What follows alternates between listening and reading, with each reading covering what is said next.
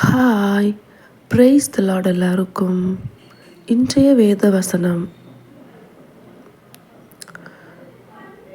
துதித்தலும் சபித்தலும் ஒரே வாயிலிருந்து புறப்படுகிறது.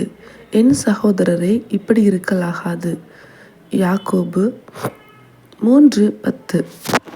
பிரியமான தேவனுடைய பிள்ளைகளே, துதித்தலும் சபித்தலும் ஒரே வாயிலிருந்து புறப்படுங்கிறதுங்க. அப்படின்னா ஒரு எக்ஸாம்பிளுக்கு ஒன்று சொல்கிறேன். ஒரே ஒரு ஆற்றிலிருந்து அல்லது ஒரு நதியிலிருந்து நல்ல தண்ணியும் கெட்ட தண்ணியும் வருதா? இல்லை. கடலில் இப்போது உப்பு தண்ணினா உப்பு தண்ணி மாத்திரம்தான் இருக்குது. நல்ல தண்ணி வருதா? இல்லை. நம்ம ஆற்றிலெலாம் பார்த்தோன்னா ஒரு நல்ல தண்ணி மட்டும் வரும். ஆனால் நம்மளோட வாயிலேருந்து மாத்திரம் ஏங்க அவிசுவாசமான வார்த்தைகளும் விசுவாசமான வார்த்தைகளும் வருது. அதே வாயில் தான் துதிக்கிறோம், அதே வாயில் தான் பிறரை சபிக்கிறோம், அதே வாயில் தான் விசுவாசமாக பேசுகிறோம், அதே வாயில் தான் அவிசுவாசமாக பேசுகிறோம், அதே வாயில் தான் நல்ல வார்த்தைகளையும் பார்க்குறோம், வேத வசனங்களையும் வாசிக்கிறோம், பிறரை கெட்ட வார்த்தைகளால் திட்டுறோம்.